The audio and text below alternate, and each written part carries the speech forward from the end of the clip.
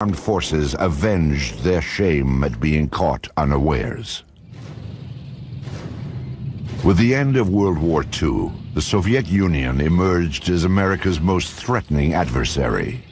The Soviet detonation of an atomic bomb in 1949 and the sheer size of its armed forces kept the United States military in a perennial state of alert. In July of 1952, during the administration of Harry Truman, Washington, D.C. appeared to be the target of airborne intruders. But the prowlers weren't Soviet fighter planes.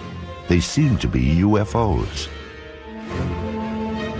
Perhaps the most important sighting of all time was the so-called Washington merry-go-round. On 2 weekends in 1952, July 19 and 20, and July 26 and 27, UFOs were tracked by radar and seen by numerous individuals over Washington, D.C. and its environs.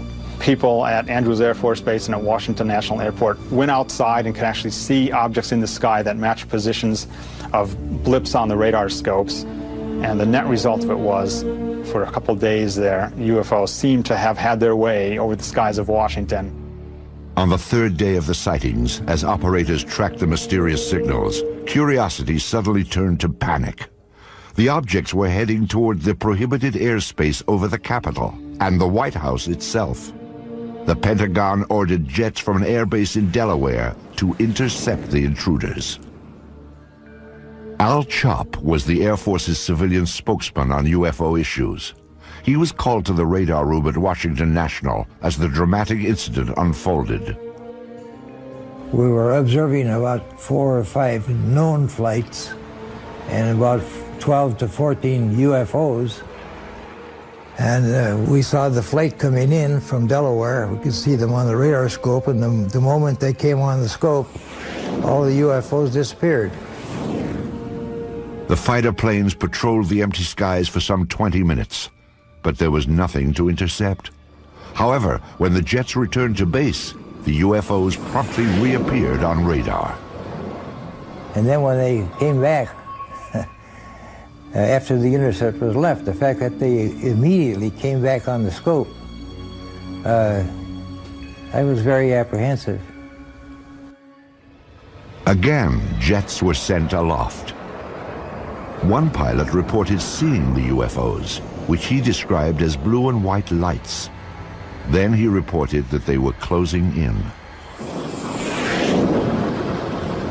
We could also see them on the radar scope, and we could see his return and the unknowns grouping around him.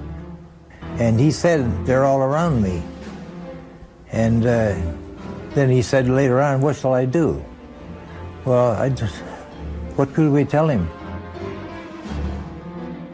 After a few minutes, the UFOs pulled back and then disappeared. The standoff was over. However, the extended episode had stunned the nation. That sighting has never been adequately explained.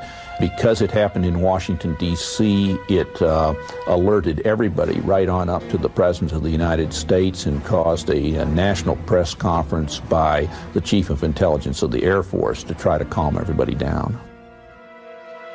We have received and analyzed between 1,000 and 2,000 reports that have come to us from all kinds of sources. Of this great mass of reports, we have, as of date, come to only one firm conclusion, and that is that it does not contain any pattern of purpose or of consistency that we can relate to any conceivable threat to the United States. General Sanford went on to explain that the sightings were merely an atmospheric anomaly, an inversion layer. Radar signals had bounced off this layer and picked up ground images of cars and buildings. Somehow, experienced radar operators at 3 different locations had misidentified them as UFOs. The press dutifully took down the story. They bought the explanations.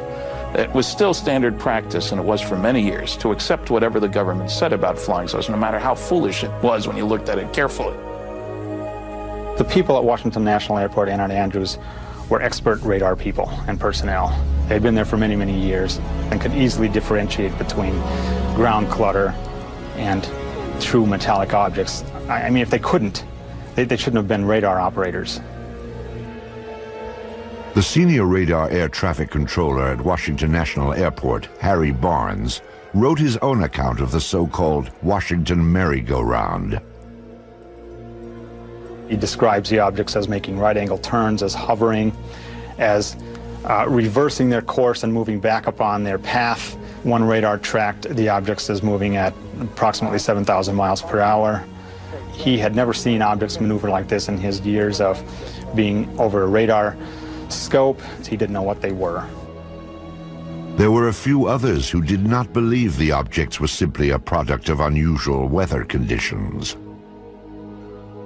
At that time, I was convinced that these things were interplanetary machines of some kind, mainly because of what happened that night in the radar room at Washington National Airport. I'm convinced that those objects were real. We don't know what they are, and we don't know where they come from, but they are there. Of course, it's entirely possible that the military didn't really believe its own explanation of the UFOs. No fighters could catch up with these things, and they outmaneuvered the best that the military had to throw at them. Obviously, the people who were in charge of Air Force projects and Air Force intelligence at this time were not idiots. They were very, very smart people, as they are today. And I think they probably thought, once they appeared on Washington, oh my God, this is the holiest of holies. Now they're hovering around the White House and the Capitol. What can we do? Well, the answer turned out to be that they could do absolutely nothing. But it probably had to provoke a whole lot of consternation in the official quarters. But I can't believe that they wouldn't have been interested in, at some level, trying to find out what is going on. It's a national defense concern. There was a technical report that said it's the most classified subject in the United States, even more so than the H-bomb. That's going pretty far. That's taking it very seriously.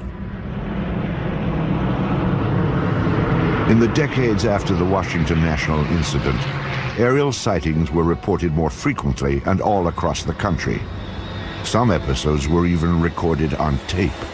Dark 05, 327.1, 327.1. On March 25, 1995, 3 crew members on America West Flight 564 saw something unusual in the sky over Bovina, Texas.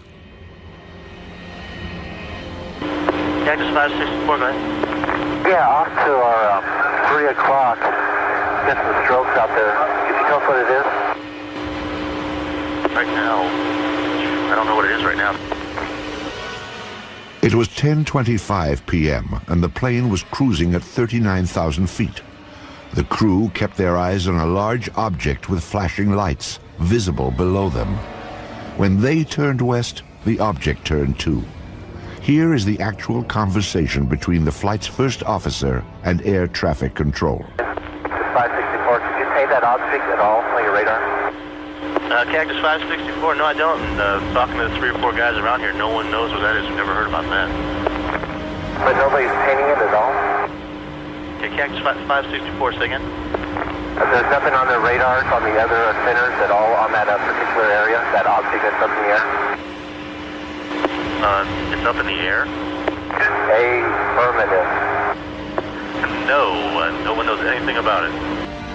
Eventually, the object moved in front of an active thundercloud. When lightning flashed, the crew got a better look. What's the altitude about?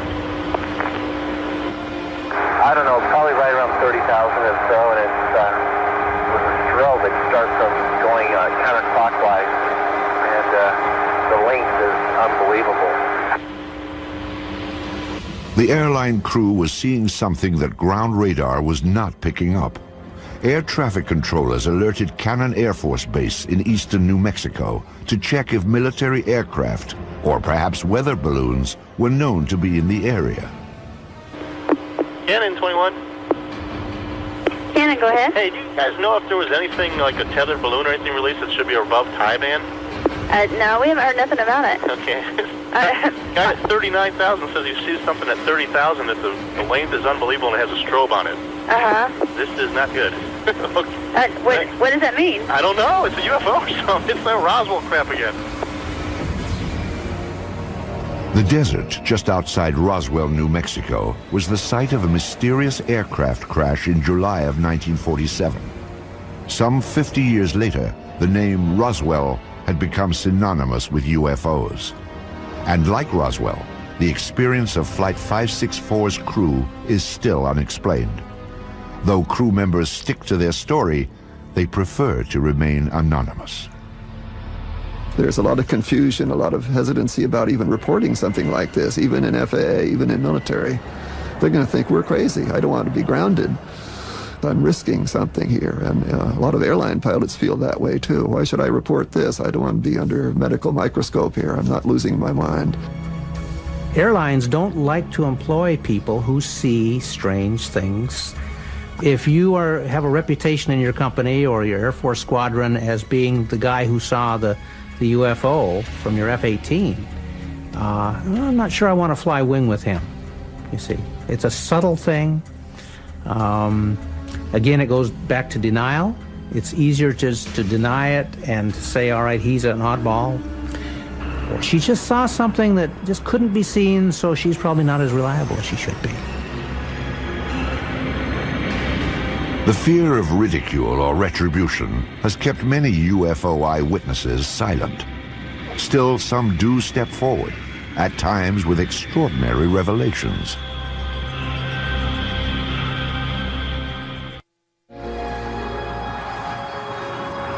Shag Harbor is a small fishing village on the east coast of Canada. It is a peaceful place where the locals focus on the sea, not the sky. But in 1967, a dramatic UFO incident upended Shag Harbor's quiet ways. It was October 4th, 1967, when two of the townspeople en route to their homes spotted something strange above the tree line. My friend and I were talking as I was driving, and all of a sudden my friend said, look at those lights in the sky. When we first seen them, they looked like they were stopped. Of course, we was driving in the car and we couldn't tell if they were stopped or if they were moving or what they were. And after we lost sight of it and we ran around the corner, we gained sight of it for a few more seconds, then we lost sight of it again. I know I was scared when I first got out of the car because I wasn't very long getting into the house, like to get my father and get him to come out and have a look at it. And I was kind of hoping that it would stay there long enough for him to see it, and it did. And I come home and I told my mother about it, and first question, of course, was you drinking? And I said, no, I don't think so. Smith and Kendrick weren't the only ones to see the strange lights. Many of the locals watched as they flickered off and on. Suddenly, the luminous object turned on its side and plummeted into the harbor waters. Eyewitnesses rushed to notify the Royal Canadian Mounted Police, or RCMP. The people who initially arrived on the scene, the civilians who were called in to aid the RCMP, concerns were for survivors. Most people saw this thing occur from a distance, and it was initially thought that perhaps it was an airplane crash.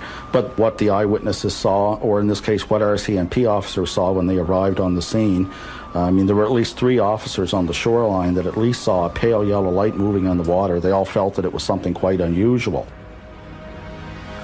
The RCMP officers were not alone in observing the mysterious object. They were surrounded by a small gathering of spectators.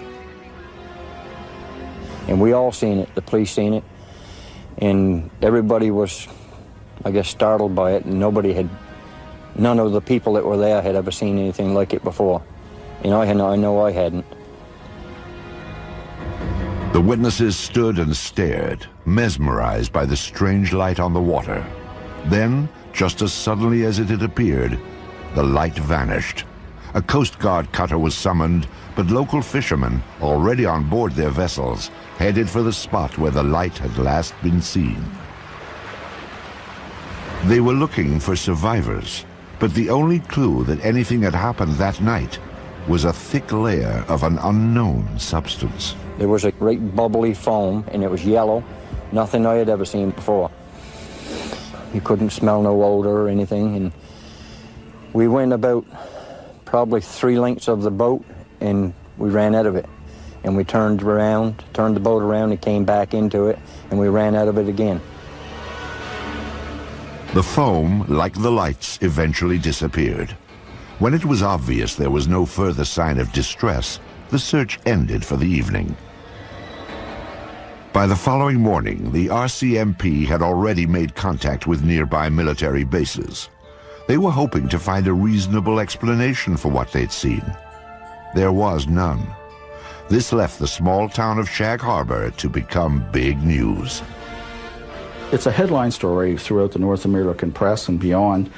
And in that, it was said quite clearly, there were statements made by personnel at Canadian Forces headquarters in Ottawa saying that, yes, indeed, we are searching for the crash of what we believe to be an unidentified flying object. This is one of those rare cases where something indeed real has gone into the water, and it's not an aircraft and it's not space junk. This was an official statement. Canadian Armed Forces clearly stated that the object was officially a UFO. But the question of where it went after hitting the water was still a mystery. Canada's Department of National Defence was determined to find out. Military authorities ordered an underwater search. Within hours of the sighting, a Navy diving team was bobbing off the shores of the tiny fishing village, scanning the harbor bottom for debris.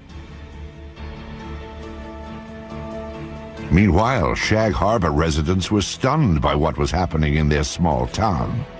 Those who had been the first to witness the lights were quickly gaining notoriety. Everybody teased me a lot about seeing Martians and all this stuff, but I believe I see something. I did see something, there's no question about that. And what it was, that I don't know, but it was something.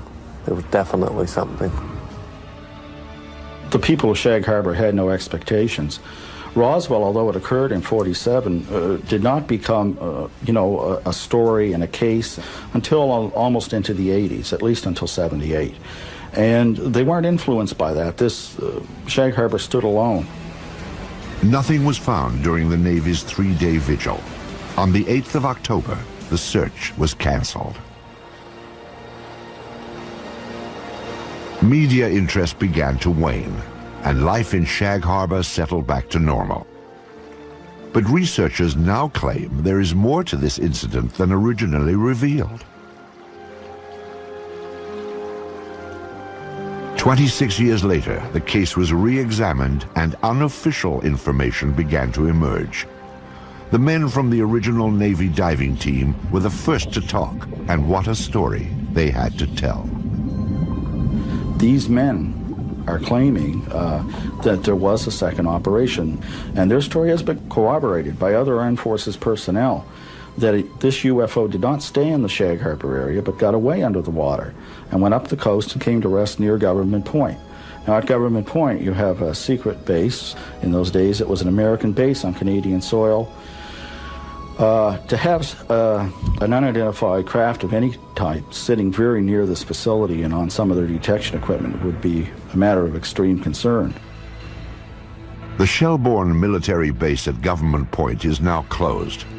But at the time of the sightings, it was a first line of defense against Soviet threats. Here, American forces monitored for submarine activity using a sensitive underwater grid. According to the unofficial story, an object triggered the detection device, and a flotilla of Navy vessels responded. From our best information, 6 to 7 ships camped over the object for about a week, keeping an eye on it. Divers went down on it. One diver in particular makes no bones about it that this thing was an unidentified flying object, and there were things on it. And as the men put it, there was still activity in these crafts. And they're absolutely certain that it was nothing from this earth, that it was a UFO. So this does go beyond the official record by quite a stretch. According to researchers, other eyewitnesses have come forward, making this story difficult to dismiss. So what evidence do we have of this happening? We have 3 to 4 people that tell us a story that this did happen. We've got the integrity of the witnesses, but that's, you know, witnesses are, we don't have the smoking gun, that's for sure, but I think we probably have the gun, but we just don't have the bullets. The unofficial story may never have confirmation, but it most certainly is complete. There is a beginning, a middle, and according to investigators, a surprising end. One of the things I enjoy most about the story is its end, because I suppose you could say, ufologically speaking, it has a happy ending, unlike most of these stories. After these ships sat over this object for a week, the UFOs start moving again while still submerged under the water and move down the coast of Nova Scotia and out into the Gulf of Maine. Once in the Gulf of Maine, they surface and fly away. This was a genuine UFO event. And what does that mean? Yes, it was an unidentified flying object, but beyond that, it means that it's nothing conventional. There are certainly aspects of this that you cannot explain or explain away. There is another episode involving a top-secret base, but this time, a high-ranking officer did come forward and sound the alarm when UFOs penetrated secure military airspace. Weather balloons? Swamp gas? A flock of birds? The planet Venus? These are some of the UFO explanations proposed by the military over the years. Ironically, some of the most unusual UFO episodes have been reported by military personnel, perhaps because they are trained to carefully observe their surroundings. Or maybe there is something on military bases that is of interest to UFOs. Of all these troubling accounts, few compare with the experience of 2 of the world's most technologically advanced countries, the United States and Great Britain. This was Bentwaters Air Force Base, located 140 miles north of London. The Rendlesham Forest stands just outside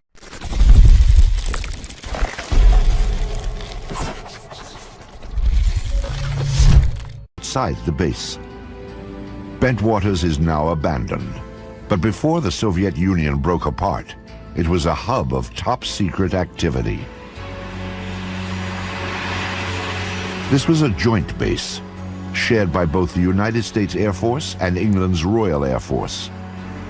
It was also a place that played host to some of the strangest sightings ever reported. I think the Bentwaters case is sort of a mainline, hardcore UFO case because it involves intelligent, educated people who are used to dealing with high technology. They're guarding it and securing it on their own base. They know aviation, they know weaponry. With security police who are trained to be good observers, they have to write all kinds of reports and defend what they say. And these people were puzzled, totally baffled by what they observed. During the Cold War, Bentwaters was the largest tactical fighter wing of the free world. Perhaps its most noteworthy period came in December of 1980, when both the military and the local townspeople watched a dramatic UFO episode unfold. Some say it even rivals the Roswell incident of 1947. It was a cool, clear winter night, when suddenly unfamiliar bright lights were spotted in the sky.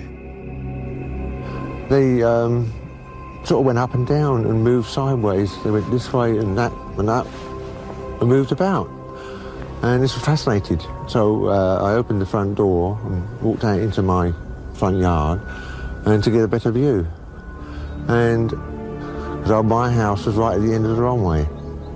So I stood there looking at them and I thought, it can't be aeroplanes because I'd landed in the forest. Suspicious activity around the top-secret Bentwaters Air Base was always closely monitored. That night, neighbors could tell that they were not the only ones to experience the unusual episode. I stood there for a few minutes to see if anything else would happen, and I could hear the commotion on the base. The wind was in that direction. I could hear people shouting, calling, and vehicles start up, and I wondered what the commotion was. 3 military patrolmen had also reported unfamiliar lights shining from within the forest. They requested and received permission to investigate beyond the base perimeter. As required, the 3 military police officers filed a report about what they'd seen. I went in to collect the police blotters, the activity from the previous day and previous night, and the desk started laughing when I walked in. And I knew something interesting happened. And he told me by name the 3 individuals and said they were out in the woods chasing UFOs all night, and laughed, as though he didn't believe it. The sighting became a hot topic on the base. Though it was a source of amusement at first, the incident was taken somewhat more seriously as the hours ticked by. There was concern in the powers to be, so to speak, on the base, not so much from the incident that occurred, but the ramifications and the distraction, I guess is the best way to put it. Because a lot of those security policemen were guarding some very, very important materials and had a very, very responsible job. In order to get the base back to normal, the military brass dispatched a team of their own police to investigate. They hoped to find a reasonable explanation for the strange lights. But what they found only heightened concerns. The next day, several of the police went out to the area and did find indentations on the ground, and they called the British PCs, the British police, who came out and wrote it off as hens nesting and rabbits burrowing. The interesting thing is there were 3 depressions which were equal distance apart, and they were all the same diameter, and the ground had been depressed the same depth. Quite interesting. But the story did not end there. 2 nights later, the object returned. An American military team responded, setting out towards the forest. This time, investigators brought a Geiger counter to check for radiation, plus cameras and a tape recorder. Here is the actual recording of Colonel Halt as he encountered the mysterious object near Bentwaters Air Base. Oh, I saw a yellow tinge in it too. Weird.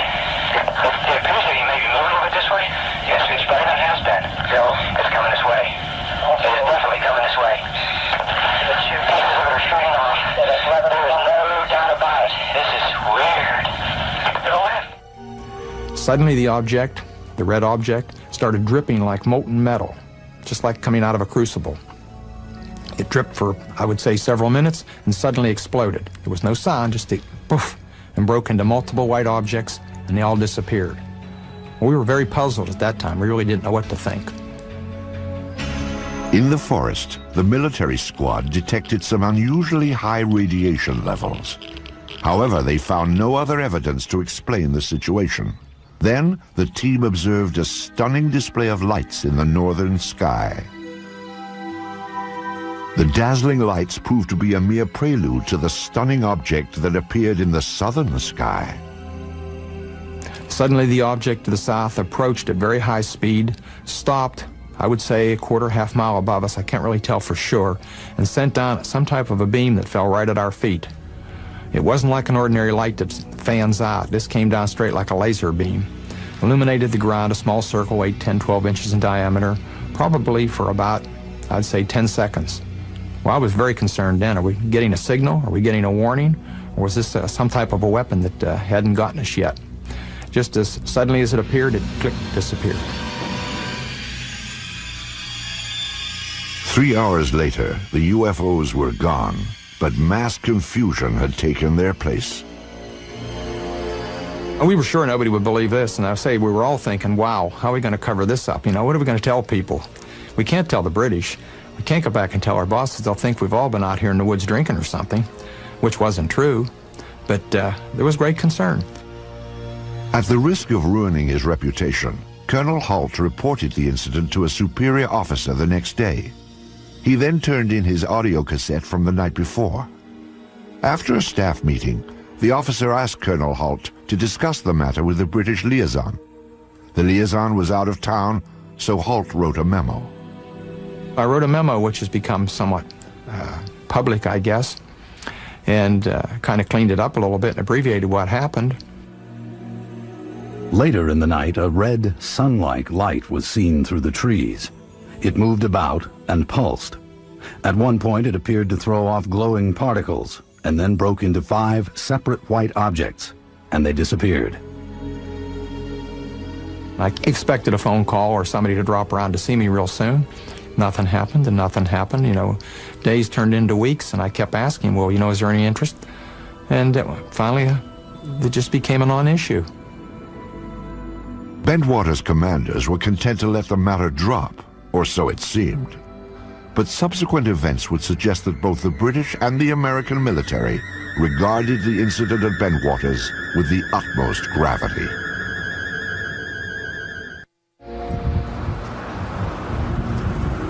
Shortly after Christmas in 1980, a series of bold UFO approaches apparently challenged the security of a top-secret airbase north of London.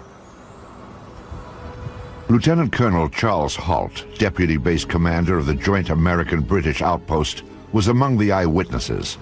However, his reports to other Bentwaters officers elicited no response. Still, there is evidence that the incident was not ignored. Indeed, far from it. The local townspeople were among those who noticed a change around Bentwaters. I had customers come round to my garage who were military men. I asked what was going on, and they said, well, they weren't allowed to say. And I had 1 or 2 officer customers, and I asked them, and they weren't allowed to say either. I don't know why. British UFO researchers Dot Street and Brenda Butler attempted to interview eyewitnesses, but were barred from the base. They didn't say it was a UFO, they said something had happened in the forest. And when we came down and we actually tried to interview people, we were just stopped. A breakthrough came for the UFO investigators when military personnel began to reveal a bizarre story that included more than just the sighting. They claimed an alien craft controlled by extraterrestrials landed in Rendlesham Forest and made contact with American officers. These curious reports have been ignored or denied by government and military officials. Despite this dismissive reaction, some say that the armed forces were keenly interested in the events at Bentwaters. People did investigate, they did it from an arm's length. I was never formally debriefed, and I can't, to this day, can't believe that. I do believe some people crept around the base, so to speak. I do believe there were multiple agencies with a great deal of interest that probed discreetly. I can't explain. I've had people indirectly approach me trying to pry information out and to find out what was going on. Military officials offered only conventional explanations for the extraordinary reports. Among them, that a satellite had fragmented as it re-entered the Earth's atmosphere. I can't rule out that a satellite didn't fall, or a portion of a satellite didn't fall in that area, but how would one account for the object moving through the trees? And the objects in the sky, they did not fall down. They stayed in the sky and moved about in sharp angular patterns, and there were 3 of them. And indeed, it does seem that some space debris did come through at around about the time concerned. But it should be remembered, of course, that the Bentwaters incident occurred over a series of nights. Another explanation for the sighting was refraction of the beam sent out by a nearby lighthouse. Clearly, something extremely unusual happened. The skeptical explanation that it was the lighthouse light reflecting strangely through the woods doesn't make any sense, because why hadn't they encountered that problem before since? If it's this lighthouse, the atmospheric conditions would have been such that at some other point it would have happened, but it never did. So you have something going on there that is inexplicable in the mundane. You've got very credible people who are charged with guarding a facility who cannot explain it, and if these people are incompetent, we'd better get them out of there. But none of the military personnel said to be involved were removed from the base. And publicly, it seemed both American and British officials were not anxious to pursue the matter any further. The corporate view of the British Ministry of Defence about the Bentwaters case is simply that the case was looked at the time and was not judged to be of any defence significance. Well, I've not seen that borne out by any analysis. It certainly seems to be an example of bureaucracy gone mad if you have something like this happen and people blandly say it's of no defence significance. Years later, the official position concerning the Bentwaters incident was revisited. This time it was brought before Parliament by no less than a former British Chief of Defence, Lord Hill Norton. Either the Americans, and indeed the deputy base commander, were hallucinating, or they believed that something had landed there, and they had taken photographs and records of it. In either event, it must be of interest to the defense of the United Kingdom. Despite such pronouncements, the military kept quiet about the incident at Bentwaters. Oh, there's no doubt in my mind it was some type of a cover-up. And I think there were some misleading stories put out. Somebody didn't want the general public to be aware of what had happened. Some 2 decades later, all physical evidence supposedly gathered during the incident is missing. No photographs have been found, although 3 separate search teams took pictures. And the military has no comment about the Geiger counter's high radiation readings in Rendlesham Forest. Perhaps the incident at Bentwaters Air Base in December of 1980 will never be fully explained. However, those who were directly involved have reached their own conclusions. I think something totally out of the ordinary happened, something that we don't have an explanation for, and I'd certainly like to have one. Have we been visited? Perhaps. There certainly was some type of intelligent control over what we saw. I don't think there were little green men on board or whatever, and I really can't explain it. I'm firmly convinced there was some type of intelligent control. The baffling episode at Bentwaters is but one on a long list of sightings that seem to merit an in-depth and impartial investigation. Some of the most credible of these reports point to UFO penetration of sensitive defense installations. But there is one place on Earth where military authorities are said to have actually examined alien spacecraft: the forbidden American airbase known as Area 51.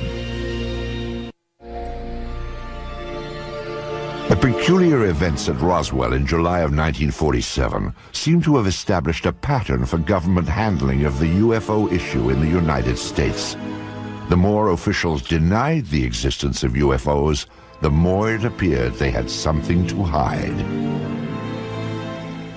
In the 50s, there was the belief that the U.S. Air Force had proof of some sort that these were alien spaceships and was covering it up to prevent panic, that in fact the government not only knows about flying saucers, but is in cahoots with the aliens, that there is a technology exchange going on. In the years immediately after Roswell, the Army Air Force designed and tested a number of saucer-like craft, but none appeared to be of alien origin, nor were they especially flight-worthy. However, in recent decades, suspicion that the government was test-flying captured alien spacecraft has begun to surface again. Attention focused on an ancient dry lake bed deep in the desert of Nevada, at the heart of the Nellis Air Force Range. It is a top-secret test site known as Area 51. There's a new body of folklore growing up around UFOs, And this is associated with Area 51, which is part of the Nevada test site. And the story is that flying saucer technology is being tested and flown in extraordinarily advanced aircraft that are being developed there. There doesn't seem to be any question that there are extraordinarily advanced aircraft being test flown there, and this has been going on for some years. Area 51 was the development site used for the F-117 stealth fighter. U.S.-operated MiGs have flown from that area. These are extraordinary vehicles, and if you had seen, say, an F-117 in flight before it had been publicized, you would not have known what to make of it.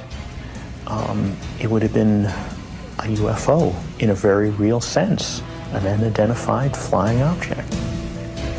The stealth fighter is truly an incredible aircraft which few could even dream of in the 1970s.